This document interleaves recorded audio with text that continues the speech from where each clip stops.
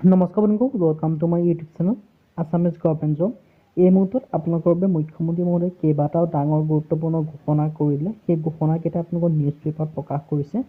কোনখন নিউজ পেপাৰত প্ৰকাশ কৰিছে মই সেই কথা আপোনালোকক জনাই দিম। লগতে আপোনালোকৰ কি কি ঘোষণাৰ কথা প্ৰকাশ কৰিছে সেই কথা মই আপোনালোকক জনাই দিম।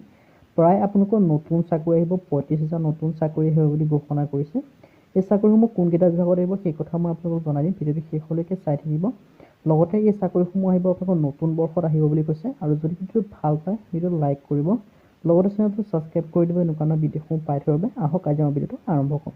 আপোনালোকে দেখিব পাইছে যে BTR এখন সভাত মুখ্যমন্ত্ৰী মহোদয়ে কয় যে যিটো অহা নতুন বৰ্ষ 2023-24 বৰ্ষ হয়, তাত আপোনালোকৰ প্ৰায় 35,000 চাকৰি হ'ব বুলি কৈছে। 35,000 চাকৰি BTADৰ পৰা কিছু পদ মুকলি কৰিব আৰু লগতে আমাৰ অসমৰ পৰা, আছামৰ পৰা অল আছামৰ যিমান কেণ্ডিডেট আছে সকলো কেণ্ডিডেটে আবেদন কৰিব পাৰে কিছুমান পদ চাকৰি মুকলি কৰিব। এই চাকৰিখিনিৰ ভিতৰত আছে আপোনালোকৰ শিক্ষা বিভাগৰ ফালৰ পৰা কিছুমান গ্ৰেড 3, গ্ৰেড 4 প্লাছ আপোনালোকৰ টিচাৰৰ ভেকেঞ্চি মুকলি কৰিব আৰু আপোনালোকৰ APDCL ফালৰ পৰা মুকলি কৰিব। লগতে আপোনালোকৰ যিটো আছাম পুলিচ বেটেলিয়ন আছে তাৰ পৰা আপোনালোকক মুকলি কৰিব। সেইকাৰণে আপোনালোকে সাজু হৈ থাকক। আপোনালোকৰ এতিয়া আপোনালোকৰ যিটো গ্ৰেড 3, গ্ৰেড 4 আপোনালোকৰ এপ্লাই চলি আছে, তাৰ কাৰণে আপোনালোকে এপ্লাই কৰি সাজু হৈ থাকক আৰু ইয়াৰ কাৰণেও আপোনালোকে পঢ়ি থাকক। কাৰণ নতুন যিটো টেষ্ট 24-25 বৰ্ষ হ'বলৈ গৈ আছে, তাত আপোনালোকৰ প্ৰায় 35,000 চাকৰি অহাটো আপোনালোকৰ খাটাং হৈ পৰিছে। আৰু মুখ্যমন্ত্ৰী মহোদয়ে এইখিনি কথা ঘোষণা কৰিছে। আৰু এই যিখন বাতৰি কাকতৰ কথা কৈছে, এই বাতৰিখন আপোনালোকে নিয়মীয়া বাৰ্তাত প্ৰকাশ কৰিছে।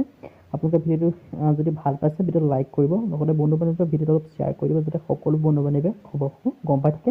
আজি ভিডিঅ' ইমানে। যদি ভিডিঅ' ভাল পালে লাইক কৰিব, লগতে চেনেলটো ছাবস্ক্ৰাইব কৰি আজিলৈকে লগ পাম।